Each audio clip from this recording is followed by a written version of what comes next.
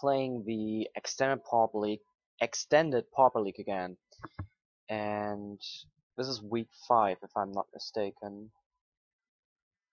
And I'm gonna play my hexproof deck again. This is the deck, just a quick look for you guys, if you haven't seen it, so you know what we're playing. This is the best card. This is the Young Wolf Spectral Flight artwork. It's the best. Okay, so if you want to have a closer look, you can pause the video here. Otherwise, we're gonna go right in because the opponent is waiting. And let's see. Our opponent is NewHJ.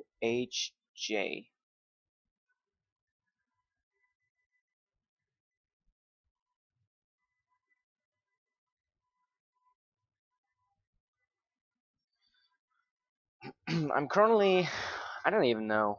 Am I 2-2? Am I 3-1? I'm 2-2, I think. I'm not sure what that means. If 3-2 is enough, I doubt it. I have no idea.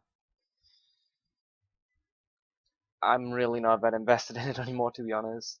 I've been paying more attention to Modern again. Kind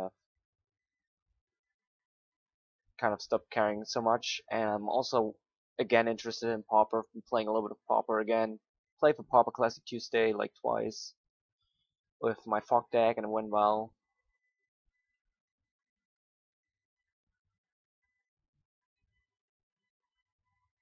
It seems he's AFK for a minute, but he should be here soon.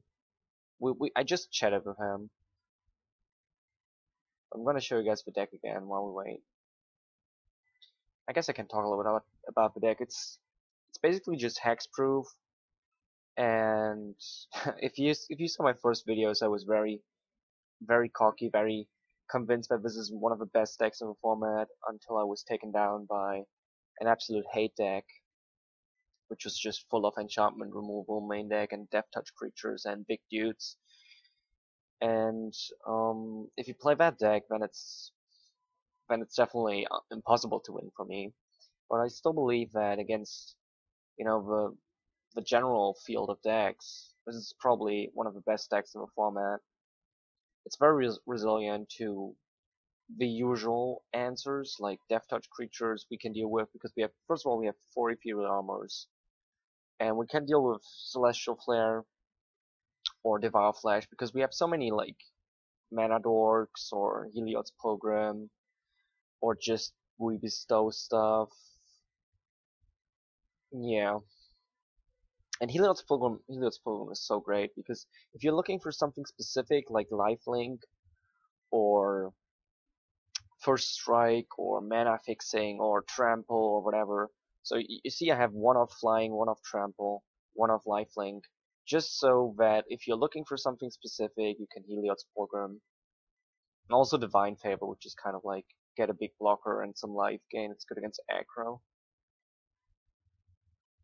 And here we're gonna go. No idea what he's playing. Don't even really know what's really in the meta game.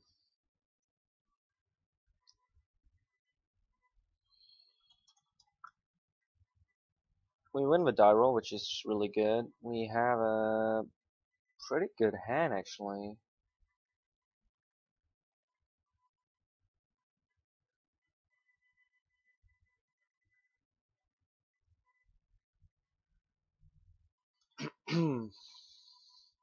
So turn 2 I want to play Scout into Eomor, I think.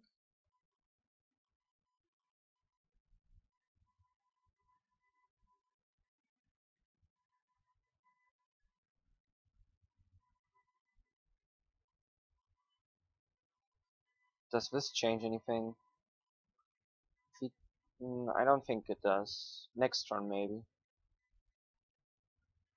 Definitely want to get this dude as big as possible. Next turn I might actually commune. Eomor and commune. I can choose enchantments and creatures. I mean, why wouldn't we commune next turn?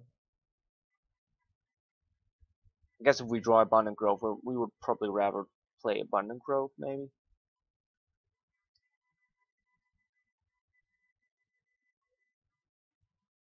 Mono white so far. Double shield mate. So this could be like a mono white heroic deck. It's a deck like that exists. I mean, it's playable. There's a bunch of really good white heroic creatures. How many? Oh, this is the one where I can only choose one. I guess we take Helios Pilgrim or actually Lifelink. Lifelink is pretty big, but we can't cast it. Helios Pilgrim gets me Abundant Growth, which also doesn't really do anything here. If we draw a land, this is huge, so I'm gonna take the Hopo Island and just hope we get a land.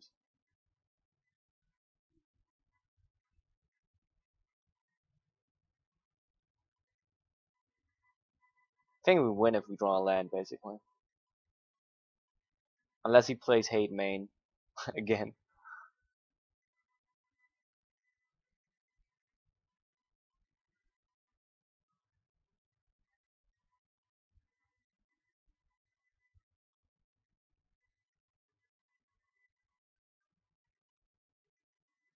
It would be really good if it was like an enchantment land. Like an artifact land, but an enchantment land. I would just play one off, so you could get a Helios Program. It would be good though. Like, if you play Pauper, you probably know Trinket Mage decks. We're not like tier 1 right now, or like ever, but you see them from time to time. There's like Jeskai Trinket and whatever. They play like Spell Bombs and Life Staff and stuff, and they also play like a couple artifact lands just so you can play Trinket Mage and fetch a land. It's really good, and I would like to have that play in this deck, but sadly there are no enchantment lands. But maybe that's something that Wizards can do next time they want to do like an enchantment theme.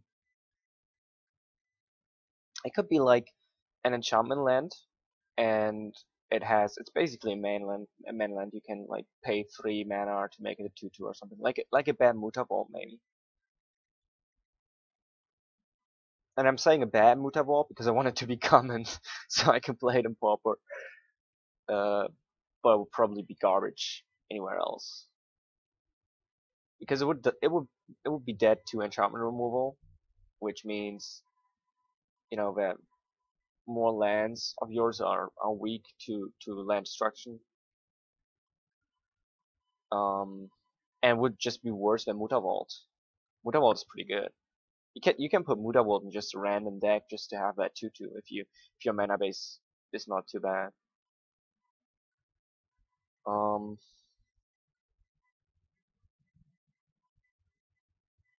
I'm not sure if we want to commit all these Ethereal Armors. Trying to figure out if there's a reason not to. I mean, we get a huge dude, though. We get a huge dude.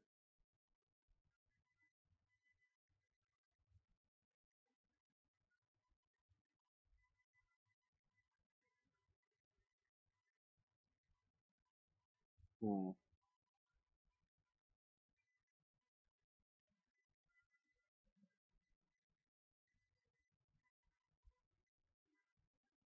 I think this is already as big as it needs to be. It doesn't really change if it gets any bigger. Like we have a 2-turn clock. If he lets it through twice, he dies basically. So that aspect doesn't change. It would be in 10-10 basically if you play VE armor. He doesn't get any more first strike, and if he does have some way to remove it at some point, we want to have another Ethereal armor in our hand because that's the best enchantment hands down. And might as well play the expensive stuff right now. Maybe if we draw a land, we might play Eidolon, and then the turn after we might play Shieldmate and Ethereal armor on the same turn or something like that. So it might make sense to hold back the E armor. At least that's what I just told myself. That's an interesting thing. That's something I didn't think about. It's +0/+2 draw a card. Seems too bad to me. Maybe as a sideboard option against aggro I could see it, so you have a bigger blocker because it replaces itself, but for 2 mana I don't know if it's good enough. I can see how it would be good enough in a deck which plays heroic creatures because you're basically getting +1/+3 or like even more. He's attacking with that? Well, I guess blocking doesn't make any sense. But what did he play here? Is that even mana abilities?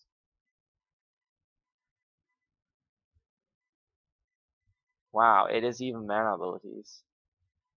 That's so bad. That is so bad. Oppressive Race. It's 1 mana. That's like a really good pacifism. I mean, it's not quite pacifism, but I don't have 3 mana.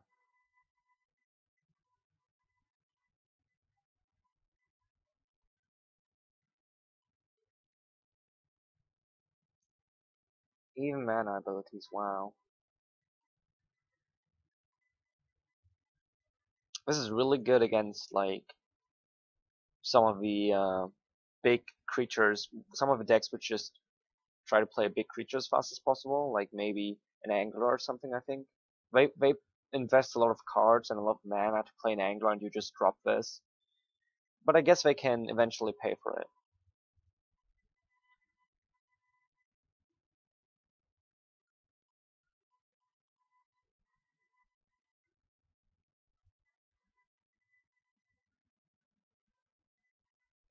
Abundant Growth would be one of the best draws here.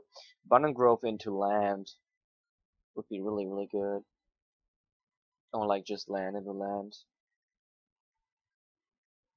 But then we need it. We need a white source. Okay.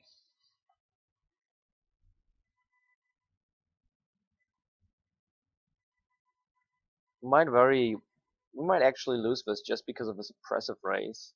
I mean, if we draw land and then we lose, then we only lost because of this oppressive race, right?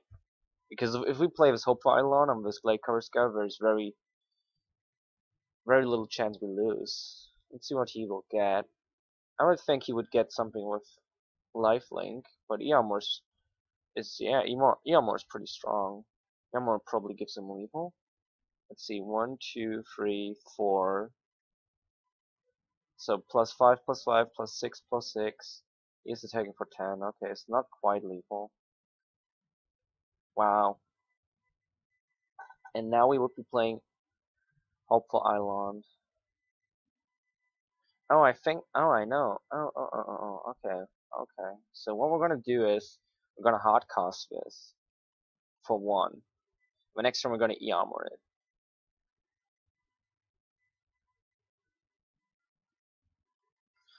Let's see. 1, 2, 3, 4, 5. Oh, I actually didn't count correctly. So the E-armor is +6, +6, +7, +7 because of the heroic. So this is swinging for 9.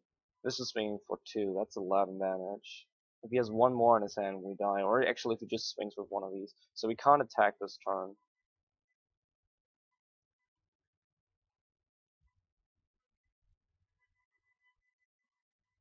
We just have to survive this turn, basically. Unless he finds another oppressive race to put on that Hopeful Eidolon. Hang on, if I attack, he has to block. But then he just Earmor this, swing with those 3, then I have to block.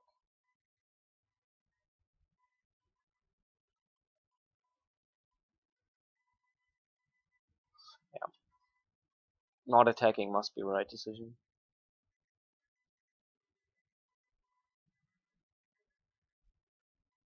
Because he attacks with everything and I lose my Eidolon, I don't get anything. I guess if he swings with everything and I block the Eidolon, he loses to the backswing though. Combat math. I mean, it's tough because we're both so close to dying. If he has any other enchantment on this dude, we're losing, by the way. Yeah. GG. Damn oppressive race.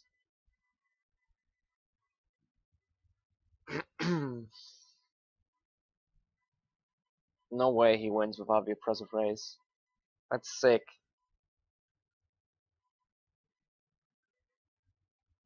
That's very sick.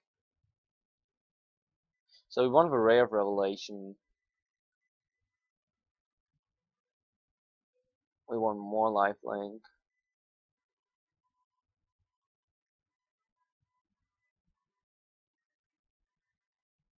Do we need trample?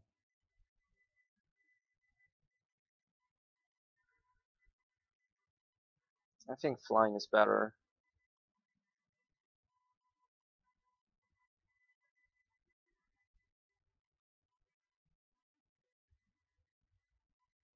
I'm a little bit I'm a little bit frustrated with that game. I think we could have easily had that if he doesn't have that oppressive ray, or if we draw land earlier. If we draw the land one turn earlier, it's enough, right?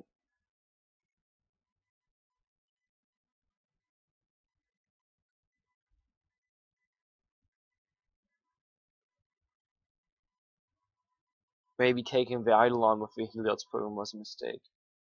Not with Heliod's program, with the Commune with the Gods. Maybe I should have taken the Heliod's program and then get Abundant Growth or something else.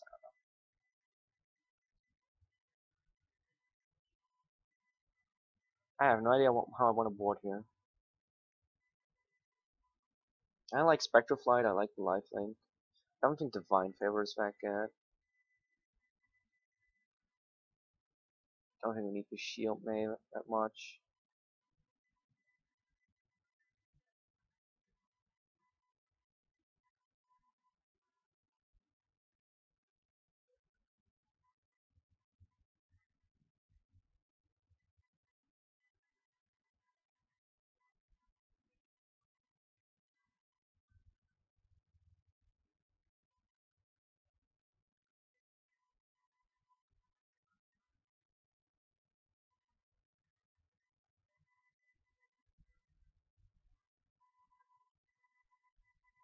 I'm gonna keep this. I'm thinking what kind of target removal he could have.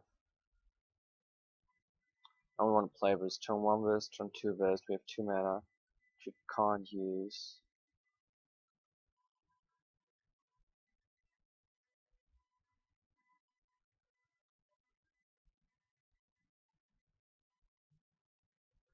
We still play this.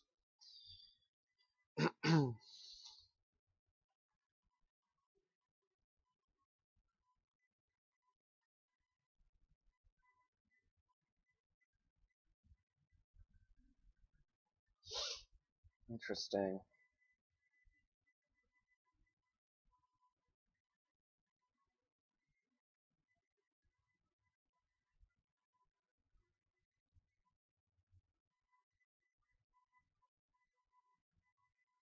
Alright.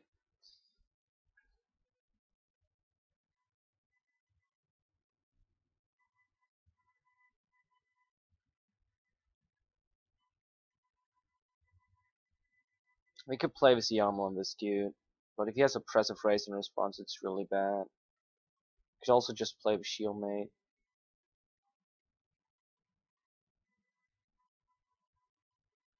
We need to get to 4 mana for that, for the blue Shieldmate.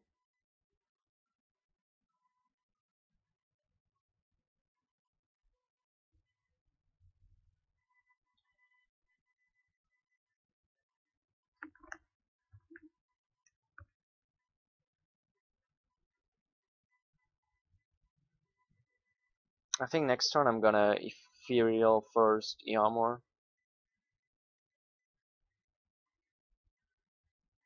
And just hope he doesn't have Oppressive Race. I mean, look at what he's doing here. We need a life gain. We need it badly. Okay, next turn we have a Shieldmate too. That's pretty good. So +3/+3 and lifelink. Yeah, this has to be the play.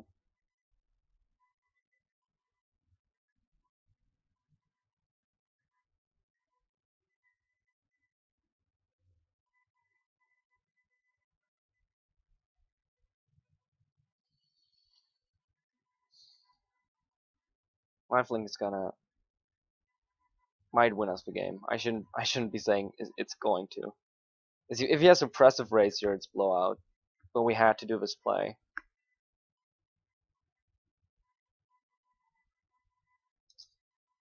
Oh, this is a human, okay.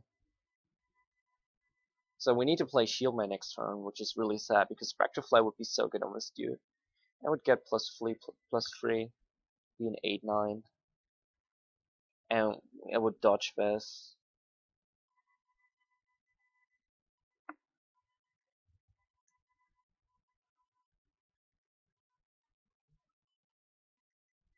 Yeah, we have to play this. We have to, otherwise we are so dead to Oppressive Race.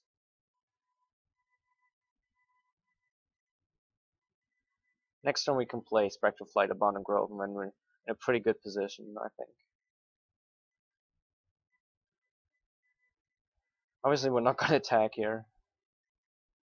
I don't think he's gonna be able to get to lethal unless he plays like Earmor, Earmor, Earmor. I think 2 Earmor, actually 1 Earmor might be enough. 1, 2, 3. Well, that would be +5/+5. No, it wouldn't. 2 Earmors would be low.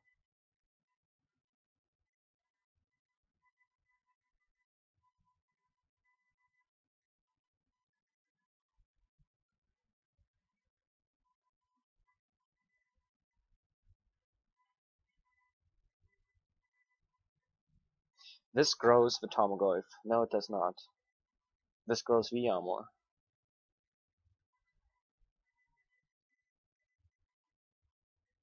And this gives us evasion, and it also grows the Earmor.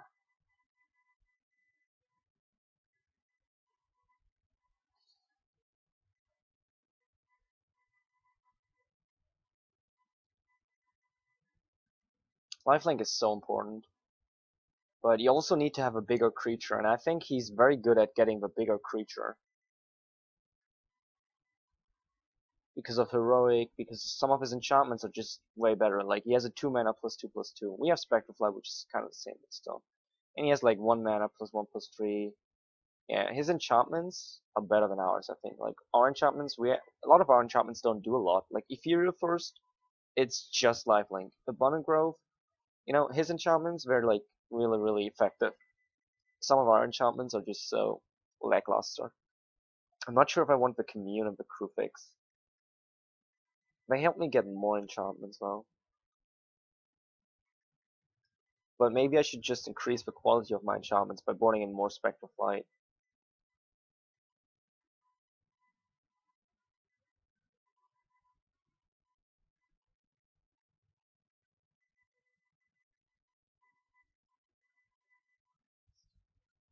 I like the Crufix because it does so much, but I think it's too slow.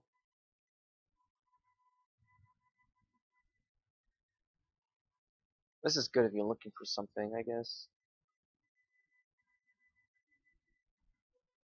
What else is bad? Hope for Eidolon, since we have Eternal Force now. Hope for Eidolon is just way too slow, basically. That's the problem. I think I should have actually boarded out Shield Mates and Hope for Eidolons more aggressively. This is pretty good, right? We play turn 1 Pilgrim.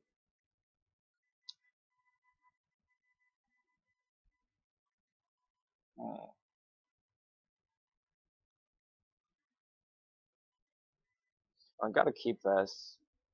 The thing is, the Hunt Beast comes online so late. That's the real problem. And he could be way too fast for that. By the time the Hunt Beast comes online, and now he has a life linker of his own, it could just be too late, basically. Well, at least now the Hunt Beast might be able to fly. We're gonna have to get a black here, I think.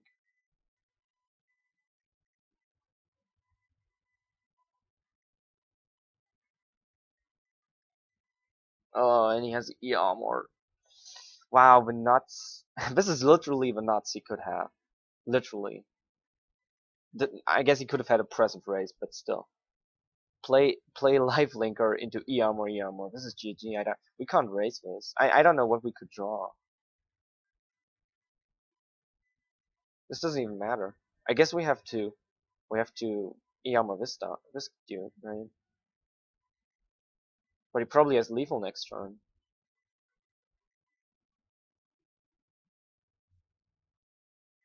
Did we just hope to to block his dude? Do we go for blue? Because if we have EM or blue, we can block his dude and kill it.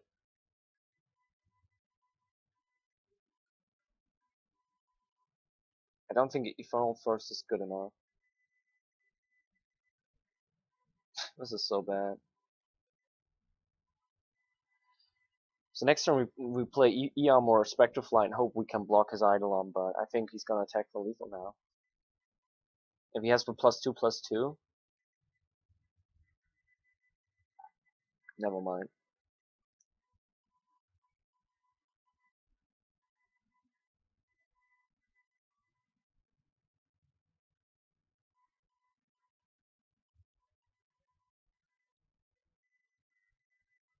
Oh, we can't because we can't put another Eom on this.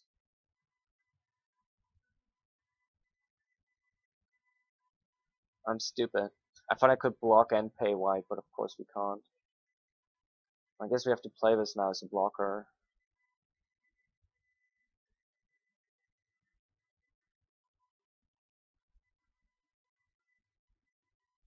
Wow. Now, there was just nothing we could do. I'm trying to figure out how I want to play this, how I could get some value out of this.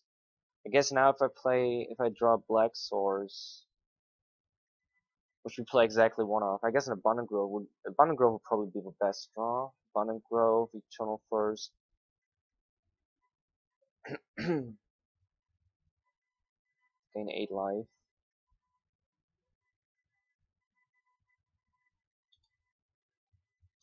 But yeah, he just have a Nut Rider. I don't see how we could possibly beat that. Unless we have the exactly same draw, Hope Firelord into Iyamo, which is just so much more unlikely because our mana base is not the same.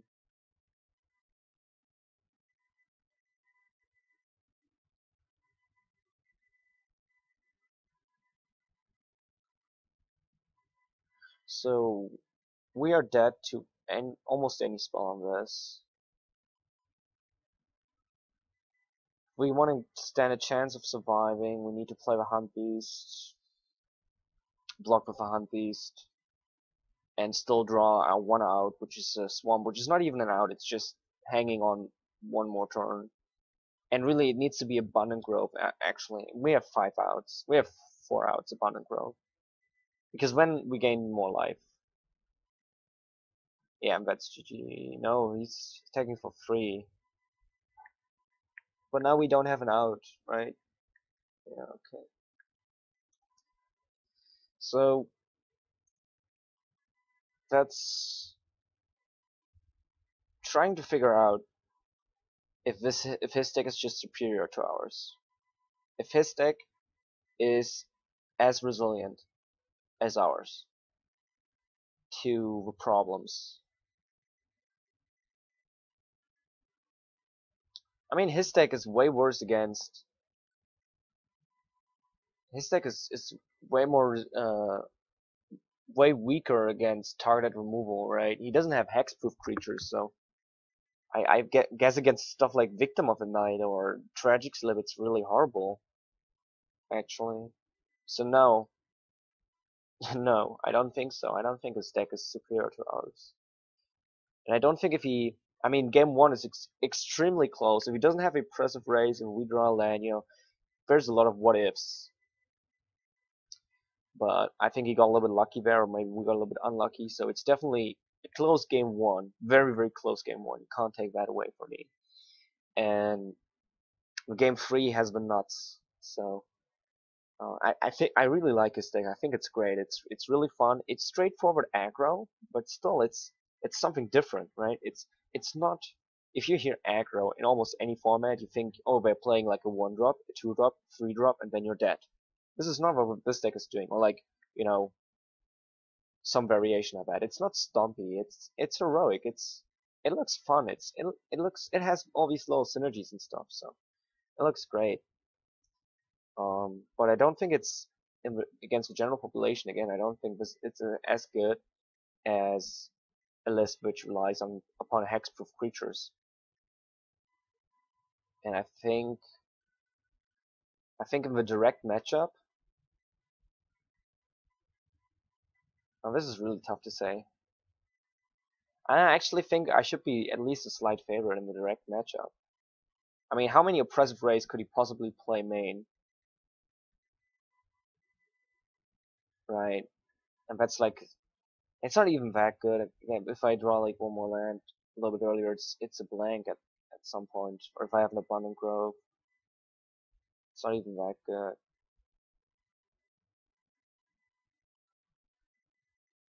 Yeah, I definitely think we got a little bit, that this was a little bit unfortunate, and that if we play like 10 matches or whatever, that we would come out ahead like 6 out of 10 or 7 out of 10.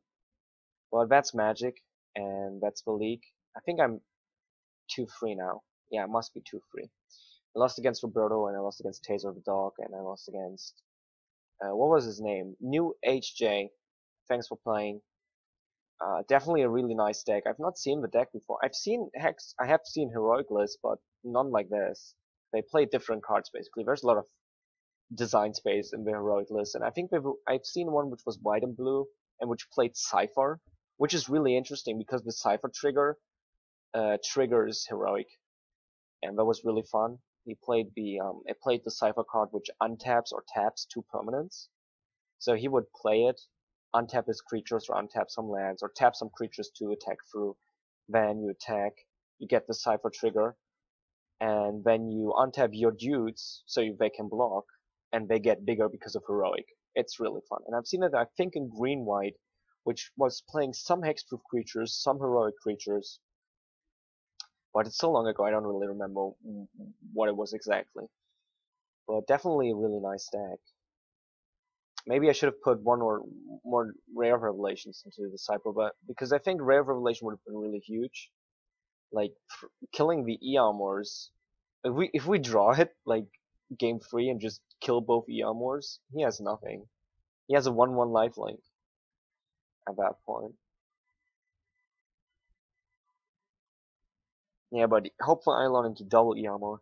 That's something that I'm gonna concede that point. His deck, when it's at its best, when it has the draw, hope for Eidolon into Earmor, it is way faster than we can ever hope to be. We cannot